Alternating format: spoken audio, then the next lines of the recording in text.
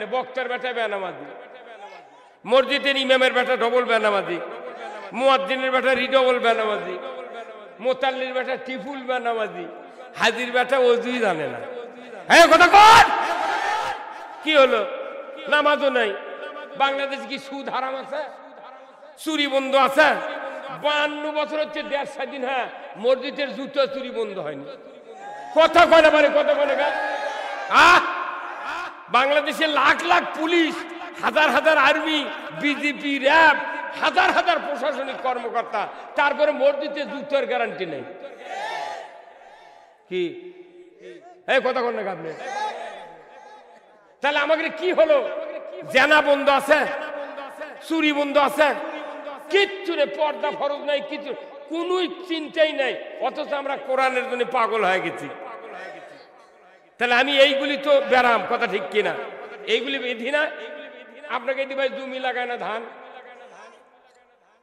লাগায় না? ধান লাগানোর পর 5 দিন পর পর কি রিপিট দেয় না ঘাস মারার জন্য? কোন একটা লোক কেউ যেন বুদ্ধি দিয়েছে যে তোমার রিপিট দেওয়ার দরকার নাই, নিরেনেরও দরকার নেই, তুমি 10 দিন পর পর 10 কেজি করে ইউরিয়া তুমি জমি ছিটে দেবে। তাহলে কাটার পরে দেখবে যে, কাটার সময় দেখবে যে সেই রকম ধান। উনি এখন কাটার সময় কাঁচি লেদার দেখে ধান নেই, খালি ঘাস। কথা কর। আমাদের দেশে, আমাদের বাংলাদেশের সমাদর সুদ, চুরি, জেনা, অবিচার, ঘুষ, দুর্নীতি, অন্যায়, অপকর্ম সব হচ্ছে। বছর অন্তর বক্তা গিয়ে এসে টাকা দেন,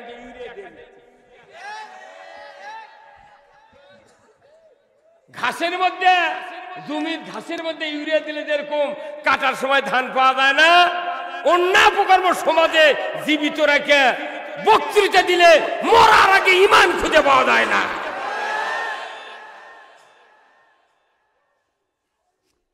মাথার টুপি দিলে, রুমাল দিলে, আর বড় বড় দাড়ি আঁকনো, জুব্বা আঁকনো, পাগড়ি দেন, আর হজ উমরা করে সমানে খালি শেষ করে দিচ্ছি।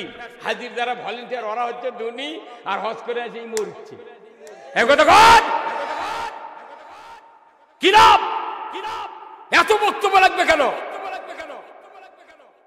সলঙ্গা, তারাস, রায়গঞ্জ, কয় থানা? 3 থানাতে একজন লোক বানান লাগবে। কয়জন লোক? একজন লোকের পিছনে 3 থানার লোক যদি চেষ্টা করে, ওই একজনের যদি উমারের চরিত্রে চরিত্রবান বানান যায়, একটা করে সিটত, 2টা করে উপজেলা, 2 উপজেলার 6 লাখ লোক যদি একজন লোক ভালো করে, তাহলে 151 জন লোক বাংলাদেশে তৈরি করলে 5 মিনিটে সুদ বন্ধ হবে, চুরি বন্ধ হবে, জানা বন্ধ। হুজুর আপনি কথা বলেন না কেন? কি হতে? এই কোনবেন গ্রুপের কোরআনের পক্ষে কথা শুনে তার মুখ খুলবে না, এক জিবরাইল হাদায়াত করতে পারবে না। আমরা এতে আমি কোন মানুষ দেখছি খালি আলো দেয়নি এই কারণে যে ওই মুখ দেখলে সমস্যা করবি,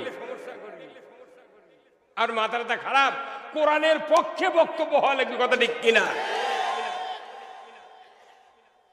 ইয়ের কি এই আল্লাহ আমাদেরকে বানাতে পৃথিবীতে ইয়ের কি করার জন্য কোরআন এসেছে মানুষগুলিকে দুনিয়ার শান্তি আখিরাতের মুক্তি দেওয়ার জন্য, কথা ঠিক কিনা? আপনারা কি দুনিয়ার শান্তি পেতে চান? কারা কারা দুহাত তুলে দেখান।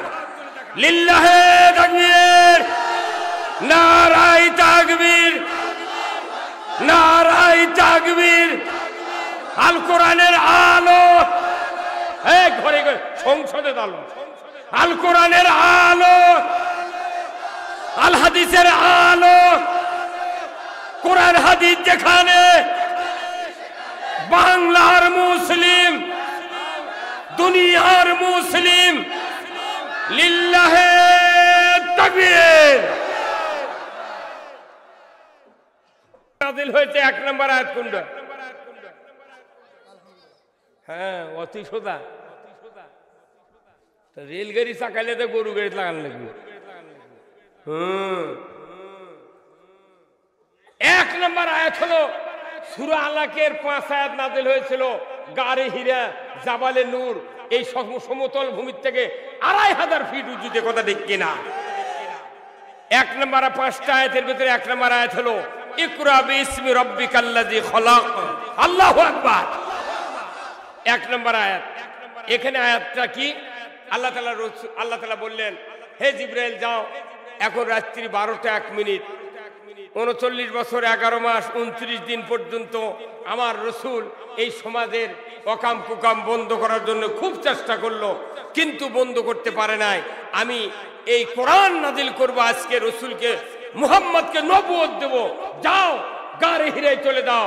আমি বলে দিচ্ছি, এই 5টা কথা নিয়ে আমার রসুলের কাছে যাও, তুমি জানা দিয়ে আসো। তার 1 নম্বর কথা হলো ইকরা বিসমি রাব্বিকাল্লাযী খলাক, পড়ুন মুহাম্মদ সৃষ্টিকর্তা রবের নামে ধরে কোন আল্লাহ। এখন শোনেন, আল্লাহ প্রথম দিনে কালেমার কথা বলেননি, রোজার কথা বলেননি, দাড়ি টুপি জুব্বা জিকির আজকার মিলাদ মাহফিল দরুদ শরীফ হজ উমরা কোনো কথা বলেনি। আল্লাহ বলেছেন ইকরা বিসমি রাব্বিকাল্লাযী খলাক, পড়ো সৃষ্টিকর্তা রবের নামে। তার মানে কি প্রথম আয়াতটাই হয়েছে শিক্ষা ডিপার্টমেন্টের জন্য, ধরে বল ঠিক কিনা, হ্যাঁ কথা বলে ঠিক কিনা। শিক্ষা ডিপার্টমেন্টের জন্য আল্লাহ আয়াত নাযিল করে দিয়েছেন, সেই শিক্ষা অফ কি কথা কর না গা। আল্লাহ রসুল এই আয়াতকে আরো জোর দেওয়ার জন্য উনি হাদিস বর্ণনা করেছেন কি, তলাবুল ইলমি ফারিদাতুন আলা কুল্লি মুসলিমিন ওয়া মুসলিমাত।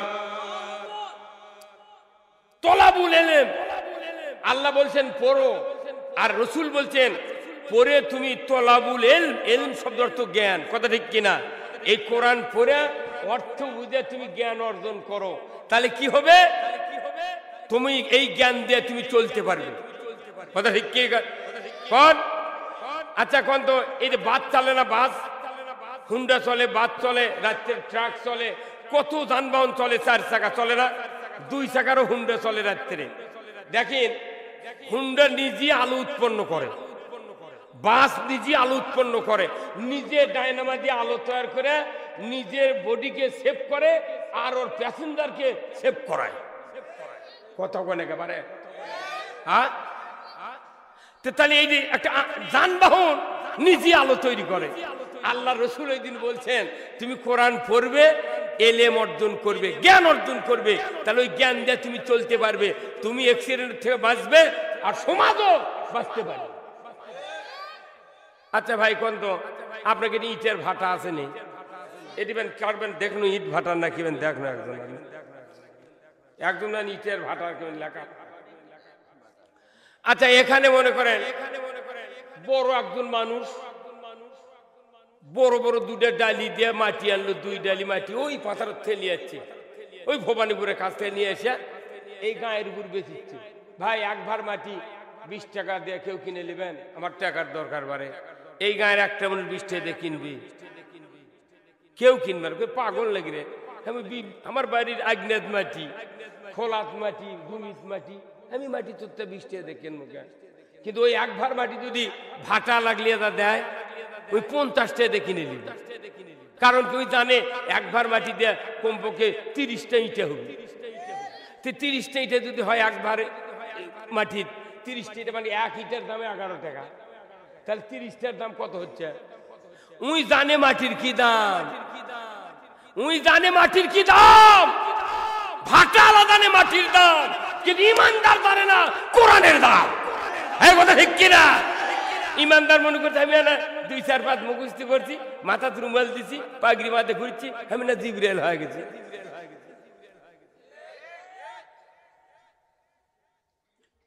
আমার ভাইরা, আল্লাহর নবী বললেন তলাবুল ইলমি ফারিদাতুন আলা কুল্লি মুসলিমিন ওয়া মুসলিমাত, প্রত্যেক নর নারীর উপর কোরআনের জ্ঞান অর্জন করা ফরজ।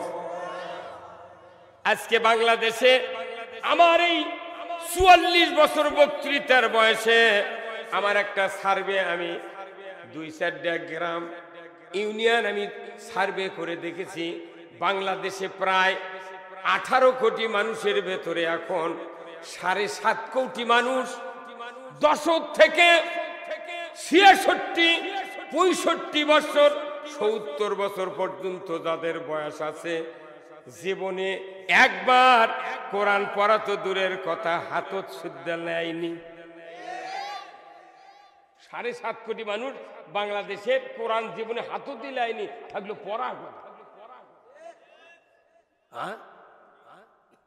তাহলে 7.5 কোটি মানুষ না কোরআন হাতও দিয়ে না নেয়, ওর পড়ার কোন চিন্তা আছে?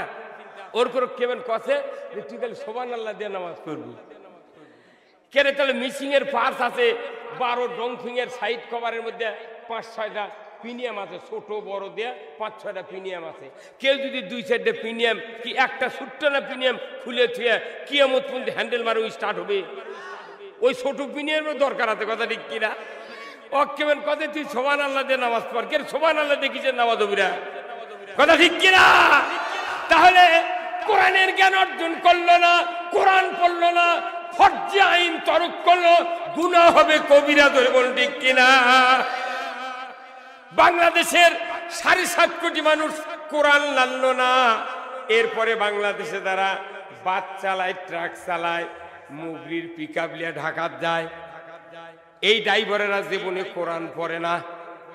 এই কথা কর পড়ে, মিম্বর পড়ে না, কি কোন নেতা কোরআন পড়ে না। যদি পড়তো আমরা কোরআনের বক্তৃতা দিলে তারা অবশ্যই মাথা ঝোঁকাতো, কিন্তু তারা পড়ে না, সেই জন্য মাথাও ঝোঁকায় না। এরপরে আসেন, এই কোরআন জাতির 10 বছর থেকে 7 বছর পর্যন্ত বেশিরভাগ সন্তানেরা কোরআন পড়ে না। তারা কোরআন না পড়ায়া কেজি দিয়া ইঞ্জিনিয়ার, মেডিকেল অফিসার বানাচ্ছে। আর গরিব মানুষের বেটা করে কত তোরা মাদ্রাসা যা, আবার জিটি মাদ্রাসা সেই গাছ পড়ে না, বাইর গায়ের চেংরা পেলে গিয়েছে পড়ায়। আর ওই গাঁৱত যারা মাদ্রাসা করছে ওর কিরে বেটা করো এই মাদ্রাসা দেয় না, কারণ কি? মাদ্রাসাত পড়লে বেতন নাই। কথা কোনে কেনা? হ্যাঁ, সরকার যদি আইন করতো হাফেজ হওয়ার পর তুমি এই পাস করো, বিএ পাস করো, তুমি মেডিকেল পড়ো, আমার আপত্তি নাই, তোমাকে চাকরি দেওয়া হবে। প্রথম কন্ডিশন, ইমানদার হিসেবে কোরআন পড়ো, হাফেজ হও, কোরআনের উপর দক্ষতা অর্জন করো, তারপরে তোমার চাকরি। আজকে যদি হাফেজ হওয়ার পর প্রাইমারি মাস্টারি দেওয়া হতো, ব্যাংকে চাকরি দেওয়া হতো, হাই স্কুলে, কলেজে, বিশ্ববিদ্যালয়ে, মেডিকেলে যদি চাকরি দেওয়া হতো, পড়ার সুযোগ দেওয়া হতো, তাহলে এইরকম মাদ্রাসায় লাঠি দরজা দিয়া মাদ্রাসার হুজুররা ভেতরে ছাত্র ঢুকে নিয়ে পড়াশোনা করার লাগতো। তাছাড়া মানুষের চাপে দরজা ভাঙ্গে ভর্তি করে দিত। কিন্তু এখন এসে মাদ্রাসার পরে তো বেতন নেই, খালি তো আজান দিয়ে 70,000 টাকা বেতন হলো নি। মসজিদ কমিটির এই নেতাকের অত্যাচারে একটা গরিবের বেটা মুয়াজ্জিন পেল, খালি বললেন বাবা তুই খালি আজান দাও, শিখলে চাকরি আছে। আমি দেখ এখন মুক্তিযোদ্ধারা করছে, তুই লেখাপড়া ম্যাট্রিক পাস করে চাকরি দেবো দিচ্ছি। আমিও এই কোরআনের দাম আমরা বুঝি নাই, ভাটালা যেরকম মাটির দাম বুঝে, আমরা ইমানদাররা কোরআনের দাম বুঝিনি। কোরআন পড়া ফরজ, রসুল বলেছেন কোরআন পড়া ফরজ। কেন কোরআন পড়বে? কোরআনের জ্ঞান যদি অর্জন করা না যায়, কোরআন মুখস্থ করা যায়, কোরআন পড়া যায়, কিন্তু জ্ঞান অর্জন করা আলাদা জিনিস, কথা ঠিক কিনা? বলুন তো, 5 কেজি দুধ, 5 কেজি দুধ আপনাকে দিলাম, আপনি কি অন্যজনকে বলতে পারবেন ভাই ঘি নেন? আপনাকে দেওয়া হচ্ছে দুধ, আপনি কি বলতে পারবেন ঘি নেন? কেন বলতে পারবেন না? কারণ এই দুধ জাল দিয়ে সর ফেলে ওকে আবার 3 দিন ওয়েট করে পাটা পিষে নেয়, মাটা মর দিয়ে, তারপরে ওই দুধের যে মাখন এটা উঠে, তারপরে আবার চুলা কয়রা জাল দিলে ঘি হবে।